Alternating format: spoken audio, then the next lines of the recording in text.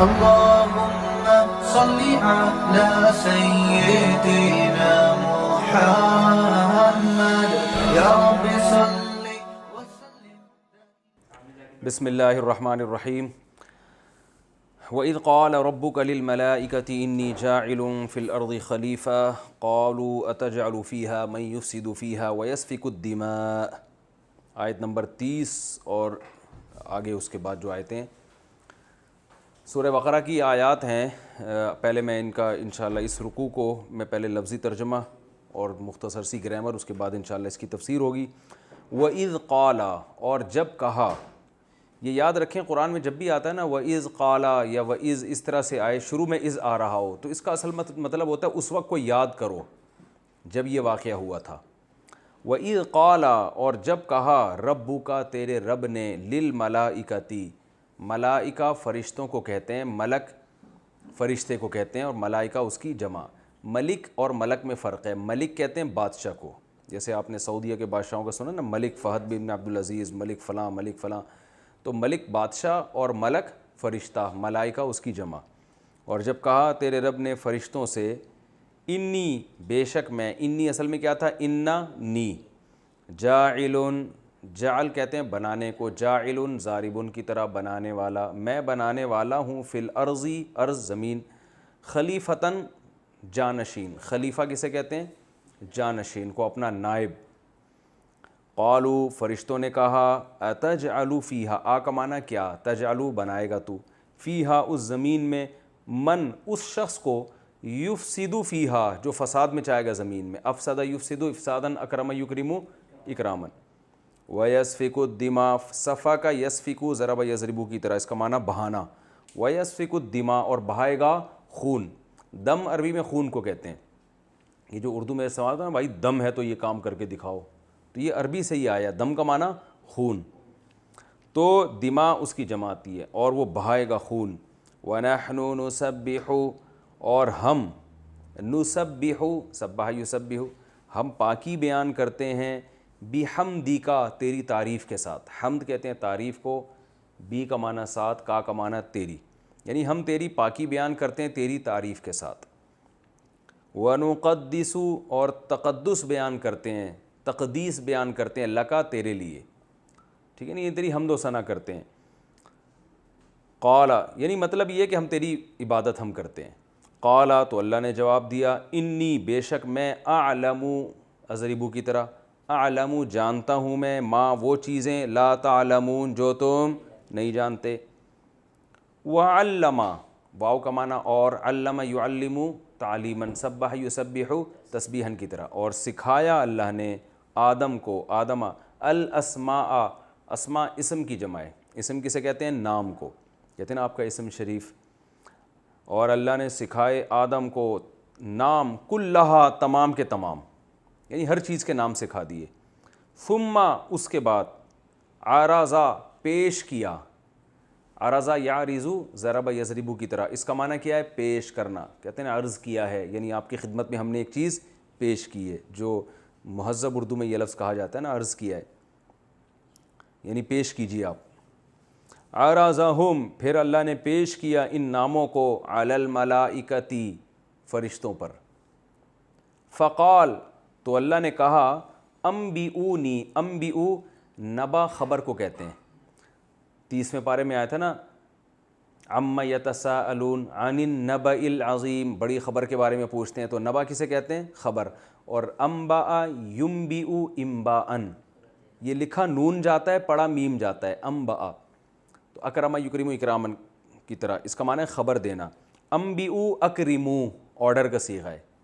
فقال، اللہ نے کہا، انبئو خبر دو، نی مجھے، بِأَسْمَاءِ ہَؤُلَاءِ، ہَؤُلَاءِ کا معنی یہ چیزیں، ان چیزوں کے ناموں کی تم خبر دو. وہ ساری چیزیں اللہ نے پیش کی، بتایا ان کی تم خبر دو.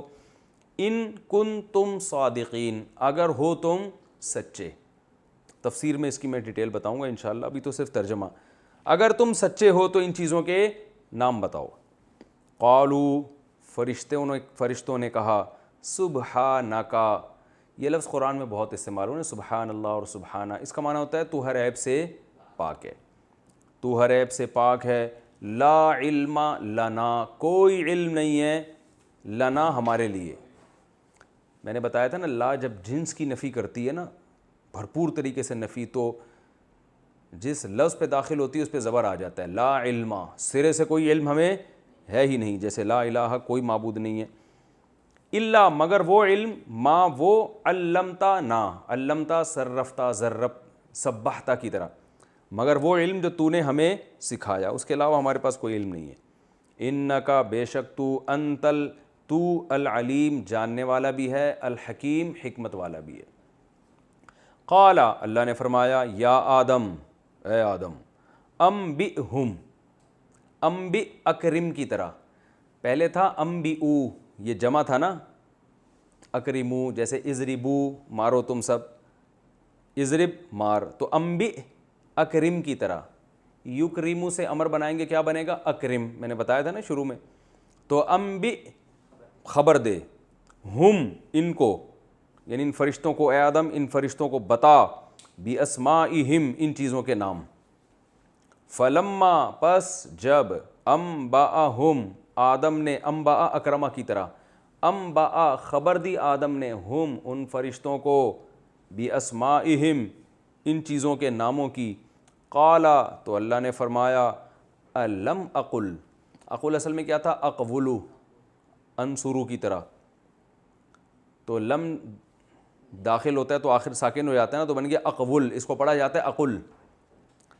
الم اقل، کیا لم اقل میں نے کہا نہیں تھا، میں نے کہا نہیں تھا تم سے، لکم تم سے، انی کہ بے شک میں، اعلم جانتا ہوں، غیب السماوات آسمانوں کے غیب، والارض اور زمین کے غیب، میں غیب کی باتیں جانتا ہوں. واعلم اور جانتا ہوں میں، ما وہ تمام چیزیں، تبدونا، تبدو اصل میں تھا تبدیونا، تکریمونا کی طرح، اس کا معنی ہوتا ہے ظاہر کرنا، ابداع. ٹھیک ہے نا؟ آپ نے اردو میں لفظ دیکھو نا، بادن نظر میں یہ چیز ایسی ہے، کہتے ہیں نا بادن نظر میں، جس کو لوگ کہتے ہیں بادی النظر، یعنی ظاہری نظر میں یہ ایسی ہے، تو ظاہر کرنے کے معنی میں آتا ہے. ما تبدونا میں جانتا ہوں وہ چیز بھی جو تم ظاہر کرتے ہو، وما کنتم اور ہو تم، تکتمون چھپاتے، کتمان، کتما یکتمو چھپانا، کتمان حق نہیں لفظ اردو میں پڑھا جاتا. اللہ نے فرمایا میں جانتا ہوں وہ چیزیں بھی جو تم ظاہر کرتے ہو اور وہ چیزیں بھی جو تم چھپاتے ہو. وَإِذْ قُلْنَا اور اس وقت کو بھی یاد کرو، یعنی وہ وقت بھی قابل تذکرہ ہے، وہ وقت بھی یاد رکھنے کے قابل ہے. قلنا جب ہم نے کہا، ضربنا کی طرح یہ، للملائکتی فرشتوں سے، اسجدو سجدہ کرو، ملا کے پڑھتے ہیں تو الف سائلنٹ ہو جاتا ہے، ملائکت اسجدو یوں پڑھا جاتا ہے اس کو. اصل میں تھا نصارہ ینصرو، ینصرو سے امر کیا بنے گا؟ انصر، اور جمع آئے گا انصرو، تو سجدہ یسجدو سے امر آئے گا اسجد، اور جمع آئے گا اسجدو. اور جب ہم نے کہا فرشتوں سے اسجدو لآدم سجدہ کرو، کس کے لیے؟ آدم کے لیے. فسجدو، فا کا معنی پھر، سجدو ضربو کی طرح سمپل، سجدہ کیا سب نے، الا مگر ابلیس، مگر کس نے؟ ابلیس نے نہیں کیا. ابا، ابا کا معنی ہوتا ہے انکار کر دیا، ابا اصل میں تھا آبا یا ضربا کی طرح، پاسٹ ہے نا، اس کا معنی کیا ہوتا ہے؟ انکار، انکار کیا اس نے. واستکبرا، وہ اصل میں تھا استکبرا، جیسے استخرجا، اس کا معنی ہے استکبار، تکبر سے نکلا ہے، اور تکبر کیا اس نے. وکانا، کانا کوانا، یعنی ہوا وہ، من الکافرین کافروں میں سے، یعنی کافروں میں سے تھا وہ. وقلنا اور کہا ہم نے، یا آدم اے آدم، اسکن سکونت اختیار کر. نصر ینصرو سے امر آئے گا انصر، سکن یسکنو سے اسکن، آسان ہے نا؟ اتنی گرامر آپ نے پڑھ لی نا جس سے اب قرآن سمجھ میں آ رہا ہے، اور جب پڑھتے رہیں گے تو اور آ جائے گا انشاءاللہ. اسکن سکونت اختیار کر، یعنی رہ تو، قیام کر، انتا تو بھی، و زوجکا اور تیری بیوی بھی. زوج میں نے کہا نا بیوی کو بھی کہتے ہیں شوہر کو بھی، تو یہاں آدم علیہ السلام کی بیوی کو زوجہ کے بجائے کیا کہا گیا ہے؟ زوج. آپ بھی اور آپ کا جو جوڑا ہے یعنی آپ کی بیوی بھی، الجنت جنت میں، جنت میں سکونت اختیار کرو اور رہو. وَكُلَا واو کا معنی اور، کلا اصل میں تھا اکلا یاکلو، نصر ینصرو، اس کا معنی ہوتا ہے کھانا. اکل و شرب کہتے ہیں نا, عقل کھانے کو, شرب پینے کو. تو جب اس سے امر آئے گا تو آئے گا اکلا, انصرا. دیکھیں انصر مدد کرو, انصرا تم دونوں مدد کرو, انصرو تم سب مدد کرو. تو اکلا تم دونوں کھاؤ. تو اس کو پڑھتے کلا ہیں. کلا مشکل ہے نا پڑھنا, تو عرب نے اس کو بنایا کیا ہے, کلا. کل کہتے ہیں ایک آدمی کو جب کہا جائے کھاؤ تو کل, دو کو کلا, بہت ساروں کو کلو. قرآن میں آتا ہے نا کلو وشربو. تو یہ آیت سب کو یاد ہوتی ہے. وَكُلَا اور کھاؤ, منہا اس جنت میں سے, رغدن رج کے. رغدن کا معنی کیا ہوتا ہے, رج کے کھاؤ. حیثو, حیثو کا معنی ہوتا ہے جہاں سے بھی. شئتما, شئتما ضربتما کی طرح, اصل میں تھا شیأتما ضربتما. شیأ یشیؤ چاہنا, جیسے ہم کہتے ہیں نا انشاءاللہ, اگر اللہ نے چاہا. شیأ تھا اصل میں, شاء بنا دیا. تو شیأتما کو پڑھا جاتا ہے شئتما. تم دونوں جہاں سے چاہو جنت میں رج کے کھاؤ, کوئی پابندی نہیں ہے. وَلَا تَقْرَبَا, قَرَبَ يَقْرُبُ, يَقْرُبَ يَقْرُبُ, قَرُبَ يَقْرُبُ, قَرُمَ يَقْرُمُ کی طرح, اس کا معنی قریب جانا. تو تقربو قریب جاتے ہو, لا تقرب قریب مت جاؤ, لا تقربا تم دونوں قریب مت جاؤ. لا تنصرا کی طرح ہے نا. ولا تقربا اور تم دونوں قریب مت جانا, ہذہ الشجرہ, ہذہ اشارے کے وقت کہا جاتا ہے نا, یہ والا جو درخت ہے نا اس کے قریب مت جانا. گویا اللہ نے اشارہ کر کے بتایا یہ والے درخت کے قریب مت جانا. تو کیا ہوگا, فتکونا تو ہو جاؤ گے تم. تکونو کان یکونو کا معنی ہونا, تکونانی اصل میں تھا تم دونوں ہو جاؤ گے, تنصرانی کی طرح ہے نا.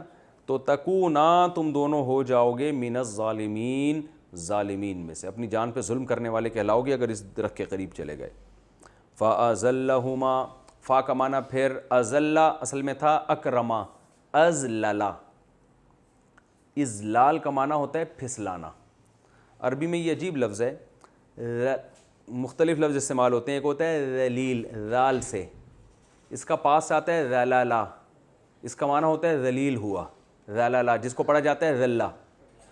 ایک ہوتا ہے ضاد سے, ضلالا جس کو پڑھا جاتا ہے ضلہ, اس کا معنی ہے گمراہ ہوا. ایک ہوتا ہے غویں سے, ضلالا ضا جس کو پڑھا جاتا ہے ضلہ, اس کا معنی ہوتا ہے سائے میں آنا. ظلال سائے کو کہتے ہیں نا, اور تحت ظلہ بھی آتا ہے سائے میں. اور ایک ہوتا ہے زے سے, زلالا جس کو پڑھا جاتا ہے ذلہ, اس کا معنی ہوتا ہے پھسلنا. عوام سب کو ایک ہی اسٹائل میں پڑھتی ہے ذلہ, حالانکہ ظلہ, ظلہ, ذلہ اور ذلہ یہ بالکل الگ پروناؤنسیشن ہے اور سب کا مطلب الگ ہے, لیکن پبلک جو تجوید نہیں جانتی وہ سب کو ایک جیسا پڑھتے ہیں. تو یہ ازلہ ذلہ سے ہے. ازللا یذللو, اکرما یکرمو کی طرح, اس کا معنی ہوتا ہے پھسلا دینا. ذلہ ذلالہ سے ہے پھسلنا, ازللا پھسلانا. جیسے کروما یکرمو عزت دار ہونا, اکرما عزت دینا. تو باب چینج ہونے سے نا بعض دفعہ اس قسم کی چینجنگ بھی آتی ہے معنی میں. فَأَزَلَّ اصل میں تھا ازللا. تو ازللہما پھسلا دیا شیطان نے ان دونوں کو. فَأَزَلَّهُمَا الشَّيْطَانُ شیطان نے ان دونوں کو کیا کیا, پھسلا دیا. عنہا اس درخت سے, یعنی اس درخت کے بارے میں پھسلا دیا, درخت کے بارے میں کنفیوژن میں ڈال دیا یا غلطی میں ڈال دیا. فَأَخْرَجَهُمَا اور نکال دیا, اخرجا ہما ان دونوں کو, مما, مما اصل میں تھا من ما, من کا معنی سے, ما کا معنی وہ چیز, کانا تھے وہ دونوں فیہی جس چیز میں, یعنی جن نعمتوں میں آدم اور حوا تھے, شیطان نے اخرجہما ان دونوں کو وہاں سے کیا کر دیا, نکال دیا. سمجھ رہے ہیں. وَقُلْنَا اور ہم نے کہا, اہبطوا ہبط یہبطوا ضرب یضرب کی طرح, اس کا معنی ہوتا ہے بلندی سے پستی کی طرف آنا. تو ہم نے کہا اترو, یعنی جب بلندی سے کوئی پستی کی طرف آتا ہے تو ہم اس کے لیے کیا استعمال کرتے ہیں, اتر جاؤ, اترنے کا لفظ استعمال کرتے ہیں نا. تو ہم بھی اردو میں یہ ترجمہ کریں گے اہبطوا اتر جاؤ، یعنی اس جنت سے نکلو، بعضکم لبعض عدو، تم میں سے بعض کے لیے عدو دشمن ہوں گے، وَلَكُمْ اور ہوگا تمہارے لیے فی الارض زمین میں مستقر ایک جائے قرار، ایک ٹھکانہ، زمین میں تمہارا کیا ہوگا اب ایک ٹھکانہ ہوگا. مستقر اصل میں تھا مستقرر، مستخرج کی طرح، رہنے کی جگہ، قرار کی جگہ، قرار کی جگہ ہے. وَمَتَاعٌ اور کچھ فائدہ ہے. متاع عربی میں کہتے ہیں تھوڑے دن کا کچھ فائدہ ہوتا ہے نا، جو مسافر اپنے ساتھ کچھ ساز و سامان کی چیزیں لے کے جاتا ہے، تو کچھ تھوڑا سا نفع ہے دنیا میں، کچھ تھوڑی سی چیزیں ملیں گی تمہیں دنیا میں، الی حین ایک خاص وقت تک. حین کہتے ہیں ٹائم کو، الی حین ایک ٹائم تک تمہیں یہاں کچھ مزے ہیں تمہارے، یا کچھ نعمتیں ہیں تھوڑے دن کے لیے.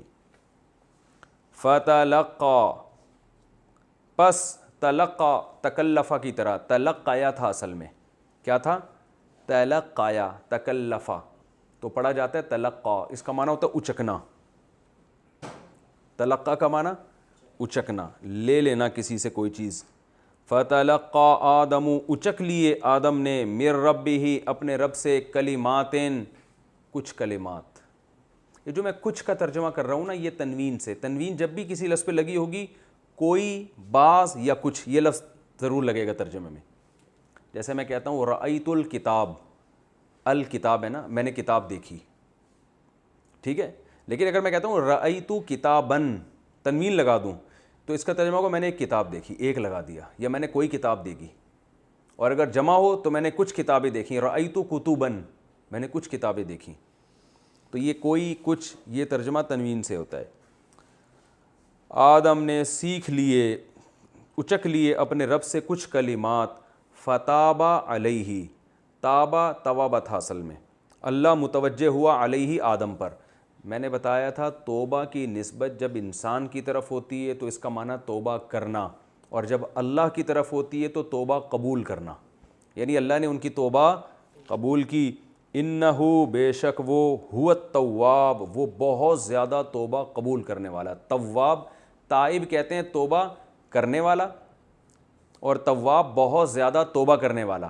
لیکن جب اللہ کے بارے میں بات ہو رہی ہے تو توبہ کرنے والا نہیں، بلکہ بہت زیادہ توبہ قبول کرنے والا. الرحیم اور رحم کرنے والا. قلنا ہم نے کہا، اہبطوا اترو یا نکلو، منہا اس جنت سے، جمیعاً سب کے سب، یعنی تم سب یہاں سے نکل جاؤ. حالانکہ اس وقت تو سب تھے نہیں نا، آدم اور حوا ہی تھے، مگر مراد آپ کی آگے نسل بھی، اب کوئی بھی یہاں نہیں رہے گا، تو سب کے سب یہاں سے چلے جاؤ. فَإِمَّا، اما اصل میں تھا ان، شروع میں ان ما تھا اصل میں. ان کا معنی اگر، ما کا معنی یہاں جو نہیں ہے، بس ما یہ اسی کی تاکید کے لیے. اما پس اگر، یاتینکم، یاتی کا معنی اتا یا یاتیو آنا، نون تاکید کے لیے. اگر بالفرض تمہارے، بالفرض تو نہیں کہنا چاہیے، فاما یاتینکم اگر تمہارے پاس آیا، منی، من کا الگ ہے، نی الگ ہے، میری طرف سے، ہدن کوئی ہدایت، یعنی پس اگر تمہارے پاس میری طرف سے کوئی ہدایت آئی، زمین میں چلے جاؤ ابھی، میری طرف سے کوئی ہدایت آئی. فمن تبعا پس جو شخص، فا کا معنی پس، من کا معنی جو، تبعا یتبعو کا معنی پیروی کرنا، تبعا یتبعو، کسی کے پیچھے بھی اتباع اسی سے نکلا ہے. فمن تبعا پس جو پیروی کرے گا، ہدا یا، ہدا ہدایت، یا کا معنی میری، جو میری ہدایت کی پیروی کرے گا، فلا خوف علیہم اس پر کوئی خوف نہیں ہوگا، ولا ہم یحزنون اور نہ انہیں حزن ہوگا. حزن رنج و ملال کو کہتے ہیں. رنج میں اور خوف میں فرق کیا ہے؟ خوف فیوچر کی بات پر ہوتا ہے، اور حزن ماضی کے کسی واقعے پر ہوتا ہے. کوئی کسی کی ڈیتھ ہو جائے تو حزن ہوتا ہے، خوف نہیں ہوتا. خوف جب ہوتا ہے جب مستقبل میں خطرہ ہو مرنے کا. تو ماضی کی چیز پہ جو غم ہوتا ہے اس کو حزن کہتے ہیں، اور فیوچر پہ جو غم ہوتا ہے اس کو کیا کہتے ہیں؟ خوف. تو نہ ان پہ کوئی خوف ہوگا نہ غم ہوگا.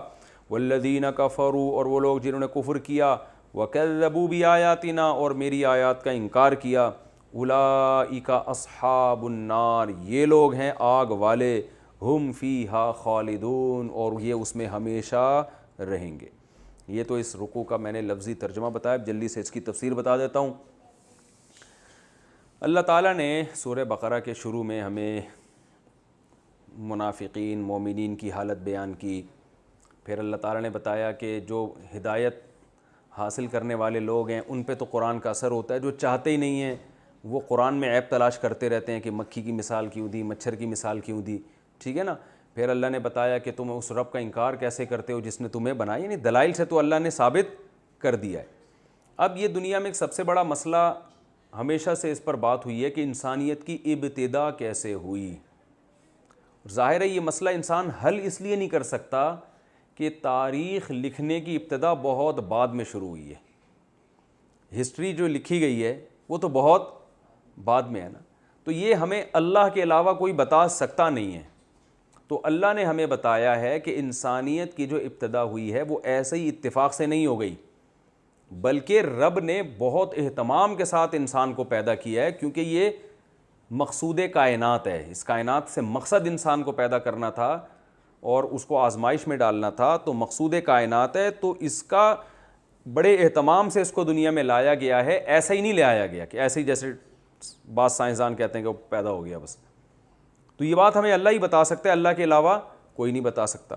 تو اللہ فرماتے ہیں انسان کے پیدائش کی ابتدا یہاں سے ہوئی ہے کہ اللہ نے باقاعدہ جو عالم بالا میں اس کے ساتھ فرشتے ہیں ان کے سامنے یہ اپنے ارادے کو ظاہر کیا پہلے اللہ تعالیٰ نے، ایسا ہی نہیں پیدا کر دیا، بلکہ بتایا کہ میں ایک عجیب کام کرنے جا رہا ہوں، ایک انسان کو پیدا کر رہا ہوں، اور وہ انسان کو ڈیفائن کیسے کیا، اپنا جانشین، اپنا خلیفہ۔ تو یہ بڑا زبردست لقب انسان کو دیا گیا ہے۔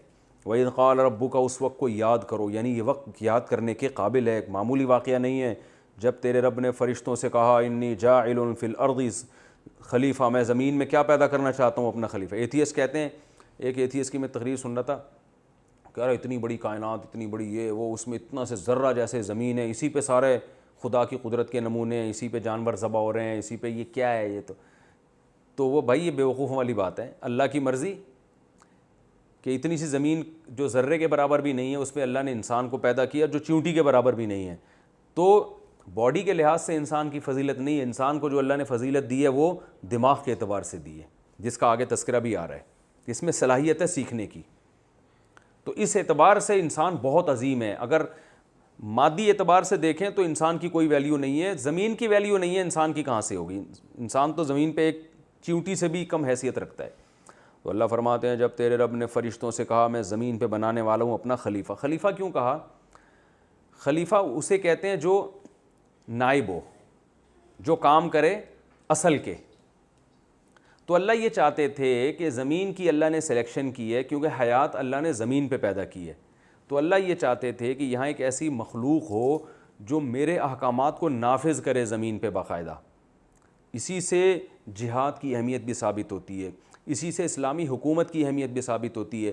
یہ جو لوگ کہتے ہیں نا کہ اسلامی حکومت کی کیا ضرورت ہے، بس مذہبی آزادی ہونی چاہیے، جس نے جو چاہے عبادت کرے، حکومت لبرل ہو سیکولر ہو، اس میں اس کی نفی ہے، کیونکہ حکومت اللہ کی نائب ہوتی ہے جو اللہ کے احکام زمین پہ نافذ کرتی ہے۔ تو نفاذ الگ چیز ہے اور انفرادی طور پر شریعت کے احکام کو فالو کرنا یہ الگ چیز ہے۔ تو انسان کی پیدائش کا بنیادی مقصد صرف یہ نہیں ہے کہ انسان اللہ کے احکام کو فالو کرے، بلکہ اللہ کے احکام کو زمین پر نافذ کرے۔ تو خلیفہ جو ہوتا ہے نا وہ نافذ کرتا ہے، تو انسان کا لقب خلیفہ ہے کہ اللہ کے کیونکہ اللہ بھی نافذ کرتا ہے نا، بادشاہ ہے، تو انسان بھی زمین پہ بادشاہ بنے گا، اور وہ بادشاہ بن کے کیا کرے گا؟ اللہ کے احکام کو زمین پہ نافذ کرے گا۔ وہ نہیں کر رہا تو وہ نالائقی کر رہا ہے نا، جو عہدہ اس کو دیا گیا ہے وہ اپنی ذمہ داری پوری نہیں کر رہا، لیکن اصل انسان کا کام کیا ہے؟ نفاذ۔ قالوا، تو فرشتوں نے کہا کہ اللہ تو خلیفہ بنا رہا ہے، اتنا بڑا عہدہ دے رہا ہے ہمیں، تو نے اپنا جانشین نہیں بنایا، اور جو صفات تو انسان کی بیان کر رہا ہے اس سے کیا لگتا ہے کہ زمین میں ایسی مخلوق پیدا کر رہا ہے جو زمین میں فساد مچائے اور خون بہائے۔ یعنی فرشتوں کو اعتراض ہوا، اب اعتراض اللہ کے سامنے تو نہیں کرنا چاہیے نا، لیکن جب اللہ تعالیٰ خود ہی ایک بات کہہ رہے ہیں تو پھر جو اشکالات سامنے آئیں گے فرشتے کریں گے نا وہ اشکالات۔ تو فرشتوں نے اشکال کیوں کیا؟ اب فرشتوں کو پتہ کیسے چلا کہ انسان خون بہائے گا؟ پتہ ایسے چلا کہ فرشتے دیکھ رہے تھے کہ اللہ نے زمین پہ جانور پیدا کیے ہیں، وہ پہلے سے ہی چلے آ رہے تھے، اور یہ ایک دوسرے کی چیڑ پھاڑ کرتے ہیں، کھاتے ہیں ایک دوسرے کو، مارتے ہیں۔ کیوں مارتے ہیں؟ ان میں خواہشات ہیں جانوروں میں۔ فرشتے ایک دوسرے کو مارتے پیٹتے نہیں ہیں، ان میں خواہشات نہیں ہیں۔ تو خواہشات کی وجہ سے جب جانور اتنی تباہی مچاتے ہیں جبکہ ان میں عقل نہیں ہے، تو انسان ایک ایسی مخلوق ہے کہ اس میں ہے زمین پہ تو ہوگی وہی صفات اس کی جو کس کی ہیں؟ جانوروں کی. اس سے فرشتوں کو اندازہ ہوا کہ ان میں بھی خواہشات ہوں گی, کیونکہ زمین پہ کوئی ایسی مخلوق ہم دیکھتے نہیں ہیں جن میں خواہشات نہ ہوں. تو ان کو اندازہ ہوا خواہشات ہیں. اور دوسرا فرشتوں کو اندازہ ہوا یہ بہت ذہین مخلوق ہے, کیونکہ اللہ اس کو اپنا نائب بنا رہا ہے. تو جب ذہانت بھی ہو, خواہشات بھی ہوں, تو پھر یہ جانوروں کی طرح نہیں لڑیں گے, بلکہ جانوروں سے 2 ہاتھ آگے نکلیں گے. یعنی فرشتوں کو پہلے اندازہ ہو گیا بھائی یہ خون بہائے گا, تلواریں چلائے گا, بم بنائے گا, یہ مارے گا ایک دوسرے کو, ایٹم بم بنائیں گے, یہ میزائل بنائیں گے, یہ غوری میزائل, بدر میزائل اور پتہ نہیں کون کون سے میزائل بنا کے ایک دوسرے کو کوٹیں گے یہ, کیونکہ یہ لڑائی میں جانوروں سے آگے نکل جائے گا. کیوں؟ جانور کے پاس عقل نہیں ہے نا, وہ تو اپنی بھوک ختم, وہ ختم, لیکن انسان تو بہت لڑے گا آگے. تو یہ اللہ تو زمین میں فساد مچانا چاہ رہا ہے. یعنی اس طرح کا فرشتوں کو سوال پیدا ہوا کہ ایسی مخلوق پیدا کر رہا ہے. اور رہا عبادت کا مسئلہ, وَنَحْنُ نُسَبِّحُ بِحَمْدِكَ, ہم تیری پاکی بیان کرتے ہیں, تیری تسبیح بیان کرتے ہیں, تیری تقدیس بیان کرتے ہیں. تو عبادت کے لیے تجھے کیا ضرورت ہے کہ کسی اور مخلوق کو پیدا کر؟ اللہ نے جواب میں فرمایا میں وہ کچھ جانتا ہوں جو تم نہیں جانتے. کیا مطلب؟ انسان میں کچھ ایسی کوالٹی ہوں گی جو تمہارے اندر نہیں ہے. اس کی ڈیٹیل اللہ نے بیان نہیں کی. کیوں؟ اس لیے کہ وہ اس وقت بیان کی جاتی فرشتوں کی سمجھ میں نہیں آتی. پریکٹیکلی دکھایا گیا ان کو. کیا دکھایا گیا؟ علم آدم الاسماء کلھا, اللہ نے آدم علیہ السلام کو تمام چیزوں کے نام بتائے. اب نام کا مطلب جمہور مفسرین کہتے ہیں چیزوں کی خاصیتیں بتائیں. بھائی کیمسٹری میں کیا ہوتا ہے؟ چیزوں کے خواص پتہ چلتے ہیں نا آپ کو, یہ ٹھنڈا ہے, یہ گرم ہے, اس کو یوں کرو تو یوں ہو جائے گا, یوں کرو تو یوں ہو جائے گا. تو زمین پہ حکومت کرنے کے لیے یہ ضروری تھا کہ زمین کو سمجھنے کی انسان کے اندر صلاحیت ہو, تبھی وہ زمین کو پہ حکومت کر سکتا ہے. تو یہ صلاحیت فرشتوں میں نہیں ہے. تو چیزوں کے خواص پھر ان کو فرشتوں کے سامنے پیش کیا. فرشتوں سے کہا تم ان چیزوں کے نام بتاؤ, یعنی ان چیزوں کی حقیقت بتاؤ کیا ہے یہ. فرشتوں نے کہا ہم نہیں جانتے. وہ پہچان ہی نہیں سکتے کہ فقال انبئونی باسماء ہؤلاء ان کنتم صادقین, اگر تم اپنے دعوے میں سچے ہو. یعنی دعویٰ تمہارا کیا تھا کہ انسان کو پیدا نہیں ہونا چاہیے, ٹھیک ہے نا, ہم کافی ہیں. تو اگر تم اس دعوے میں سچے ہو تو تم ان چیزوں کے نام بتاؤ, یعنی ان چیزوں کی خاصیتیں بتاؤ. تو فرشتے کہنے لگے اے اللہ تو ہر عیب سے پاک ہے. یعنی تو نے اگر آدم کو پیدا کیا ہے تو یہ کوئی نقص کی بات نہیں ہے, کیونکہ تو ہر عیب سے پاک ہے. تو کوئی ایسا کام کر ہی نہیں سکتا جس میں کوئی عیب ہو, کیونکہ تو عیب سے پاک ہے. لا علم لنا, رہا یہ مسئلہ کہ تو نے ہم سے پوچھا کہ ان چیزوں کی کیا خاصیتیں ہیں, تو ہمیں تو وہی علم ہے جتنا تو نے ہمیں دیا, ہمیں نہیں پتہ. جو سوال تو ہم سے پوچھ رہا ہے, یعنی زمین کی چیزوں کی خاصیتیں ہم بالکل بھی نہیں جانتے. فلما انبأہم انک انت العلیم الحکیم, تو جاننے والا بھی اور حکمت والا بھی ہے, تجھے ان چیزوں کا پتہ بھی اور حکمت بھی ہے کہ آدم علیہ السلام کو پیدا کرنے میں کیا کیا حکمتیں تھیں, تو ہی بہتر جانتا ہے. قال یا آدم, اللہ نے فرمایا یا آدم انبئہم باسمائہم, آپ ان کو ان چیزوں کی خاصیتیں بتاؤ. جب آدم علیہ السلام نے ایک ایک چیز کی خاصیت بیان کی, قال, تو اللہ نے فرمایا فرشتوں سے الم اقل لکم, میں نے تمہیں کہا نہیں تھا. دیکھیں اس وقت اللہ نے فرشتوں کو جواب تفصیل سے نہیں دیا تھا. فرشتوں نے کہا کہ ایسی مخلوق پیدا کر رہا ہے جو زمین میں خون بہائے گی, تو اللہ نے یہ نہیں کہا کہ نہیں بہائے گی, بلکہ اللہ نے کہا بھائی مجھے پتہ ہے تمہیں نہیں پتہ, ٹھیک ہے نا. تو اس میں ایک گویا یہ جب عام زبان میں ایسا جواب دیا جاتا ہے تو اس کا مطلب یہ ہوتا ہے آپ جواب سے کیا کر رہے ہیں, بھاگ رہے ہیں, فرار اختیار کر رہے ہیں, گویا آپ کے پاس جواب ہے نہیں. تو یہ ایک وہم ہو سکتا ہے نا. تو اللہ فرما رہے ہیں کہ جب آدم علیہ السلام نے ان چیزوں کی خاصیتیں بیان کرنا شروع کی تو اللہ نے فرمایا میں نے تم سے کہا نہیں تھا کہ میں وہ کچھ جانتا ہوں جو تم نہیں جانتے, یعنی میں زمین اور آسمان کے غیب جانتا ہوں, تم نہیں جانتے. تو میں یہ جانتا تھا کہ جو مخلوق میں پیدا کر رہا ہوں اس کے اندر علم کی صلاحیت ہے, وہ اس کو سکھایا ہے تو سیکھ گیا, تمہیں سکھاؤ تو تم نہیں سیکھ سکتے.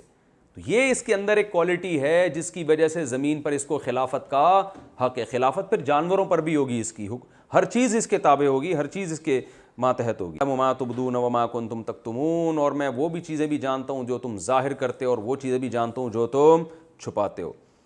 پھر جب فضیلت ثابت ہو گئی نا آدم علیہ السلام کی فرشتوں پر کہ بھئی اس کے میٹیریل کو تو دیکتے ہو مٹی سے بنا ہے, لیکن اس کے اندر جو دماغی صلاحیتیں ہیں وہ تم سے زیادہ ہیں.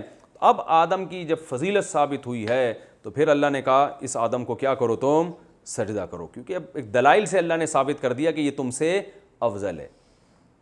پہلے بھی اللہ حکم دیتے تو فرشتے سجدہ کر لیتے، لیکن ایک چیز کو اللہ نے ان کے سامنے جو ہے نا ثابت کیا، تو حکم دیا سجدہ کرو، تمام فرشتوں نے سجدہ کیا مگر شیطان نے نہیں کیا۔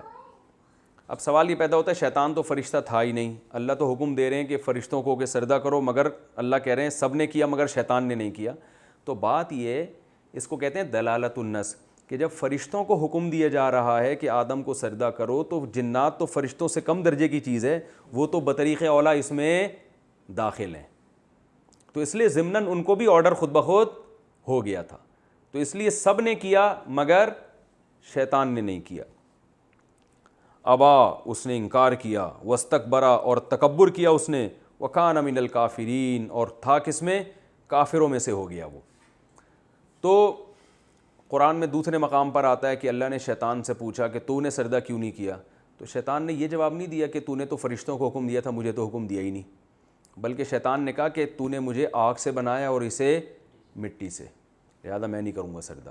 یہ نہیں دیکھ رہا کہ تم تو آگ سے بنے ہو، فرشتے تو نور سے بنے ہیں، جب وہ کر سکتے ہیں تو آگ تو بطریق اولا کرے گی۔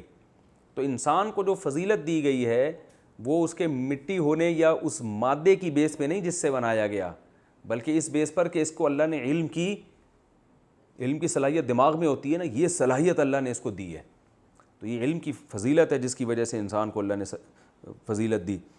تو اللہ تعالیٰ فرماتے ہیں وَقُلْنَا یا آدم، جب فرشتے نے ابلیس نے انکار کر دیا تو ہم نے آدم سے کہا اے آدم تو جنت میں، تو اور تیری بیوی دونوں رہو جنت میں اور رج کے کھاؤ جہاں سے چاہو، لیکن اس درخت کے قریب مت جانا، اگر گئے تو فتکونا من الظالمین، ظالمین میں سے ہو جاؤ گے۔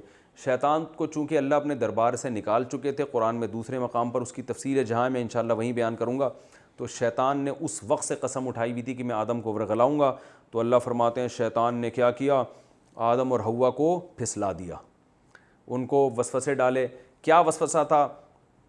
قرآن میں دوسرے مقام پر آتا ہے ہل ادلک علی شجرۃ الخلد وملک لا یبلی، اے آدم میں تجھے ایسا درخت نہ بتاؤں جسے کھا کے تو ہمیشہ زندہ رہے گا، ٹھیک ہے نا، اور ایسی بادشاہت جنت میں ملے گی کہ کبھی وہ ختم نہیں ہوگی۔ تو اب کیا کیا ہے کہ انبیاء سے صراحتاً گناہ کبھی نہیں ہوتا، یاد رکھیں، معصوم ہوتے ہیں۔ تو علماء نے کہا ہے کہ شیطان نے نا ایسی امیدیں دلائیں آدم کو بھی اور اماں حوا کو بھی، اور پھر وسوسے یہ ڈال دیے کہ اللہ نے تو یہ کہا یہ والا درخت نہیں کھانا، تو وہ والے پہ تھوڑی پابندی لگائی ہے۔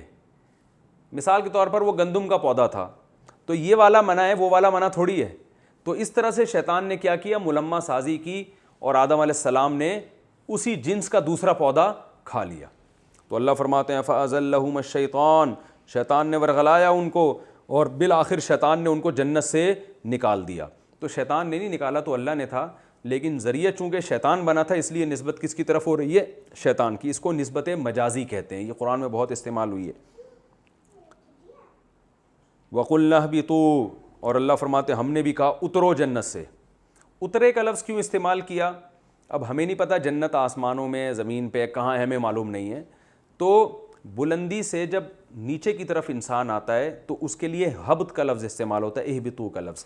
تو یہاں بھی حقیقی بلندی نہ بھی ہو، معنوی طور پہ تو بلند ہے نا، جنت زمین سے بہت اعلیٰ مرتبے کی چیز ہے، تو اس لیے بھی ہبط کا لفظ استعمال کیا جا سکتا ہے کہ ہو سکتا ہے جنت کوئی اونچائی پہ نہ ہو، لیکن اللہ اس کے لیے استعمال کر رہے ہیں کہ اترو، یعنی ایک بلند مقام سے کس مقام کی طرف آ رہے ہو؟ پس مقام کی طرف آ رہے ہو، اترو اس جنت سے۔ اور اب کیا ہوگا؟ تم میں سے بعض کے دشمن ہوں گے۔ جنت میں رہتے تو کوئی دشمنی نہیں تھی، لیکن اب زمین میں جاؤ گے تو زمین کا اصول ہی کیا ہے؟ لڑائیاں۔ وہاں کچھ لوگ عدل کے لیے لڑیں گے اور کچھ ظلم کے لیے لڑیں گے۔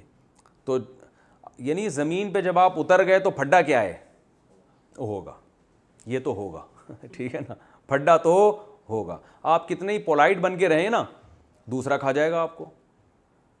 تو دفاع میں لڑنا پڑے گا یا کسی پہ ظلم کر کے لڑنا پڑے گا۔ ظلم کرو گے تو ظالم کہلاؤ گے، اور ظالم کے خلاف لڑو گے تو کیا کہلاؤ گے؟ عادل۔ لیکن یہ ٹینشن رہے گی اب قیامت تک، یہ اللہ نے پہلے سے پیش گوئی دے دی، اور یہ قرآن کی ایسی پیش گوئی صحیح ثابت ہوئی ہے۔ آدم علیہ السلام کے زمانے سے لے کے اب تک انسان لڑ رہا ہے۔ یونائٹڈ نیشن بن گئی، بڑی مضبوط کہ دنیا کو لڑائیوں سے روکا جائے، مگر لڑائیاں رکنے کا نام نہیں لے رہی، کیونکہ انسان میں اچھے بھی ہوں گے برے بھی ہوں گے. اچھے اگر امن سے بیٹھیں گے تو برے ماحول خراب کریں گے، پھر اس ماحول کو درست کرنے کے لیے بھی لڑنا ہی ہے آپ نے. تو جو لوگ کہتے ہیں نا لڑائی وڑائی کچھ نہیں ہے، جنگ ونگ کچھ نہیں ہے، یہ سب ٹوپی ڈرامے والی باتیں ہیں. اگر آپ نہیں لڑو گے تو نتیجہ کیا نکلے گا؟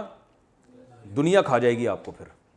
تو اس لیے یہ غوری بابر میزائل بھی کیا ہیں اسلام میں ضروری. اعدوا لهم ما استطعتم من قوہ، قرآن میں اللہ نے کہا ان کے خلاف قوت استعمال کرو. صرف مٹھائیوں سے اور میٹھی میٹھی باتوں سے لوگ نہیں سدھرتے. تبھی دنیا میں جتنے بھی ایسے کنٹریز ہیں جو بڑی ہیومن رائٹس اور ہیومن رائٹس کی باتیں کرتے ہیں نا، فوج ان کے پاس سب سے مضبوط ہوتی ہے اپنے دفاع کے لیے.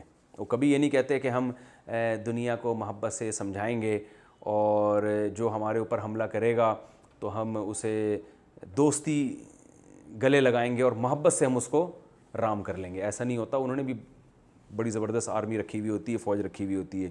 تو اللہ نے فرمایا اے آدم ایک مسئلہ تو اب آپ کے ساتھ یہ ہے کہ آپ لوگ کیا کرو گے؟ قیامت تک لڑتے رہو گے، ہمیشہ کی لڑائی ہے.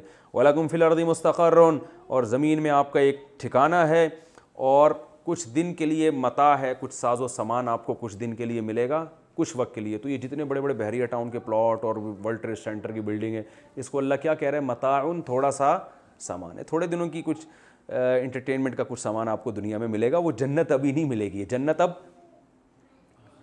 آخرت میں ملے گی عمل کے بعد. ابھی تو ایسے ہی مل گئی تھی نا، عمل کے بعد جنت ملے گی. آدم علیہ السلام کو احساس ہو گیا بھائی ہم سے تو بڑی غلطی ہوئی ہے.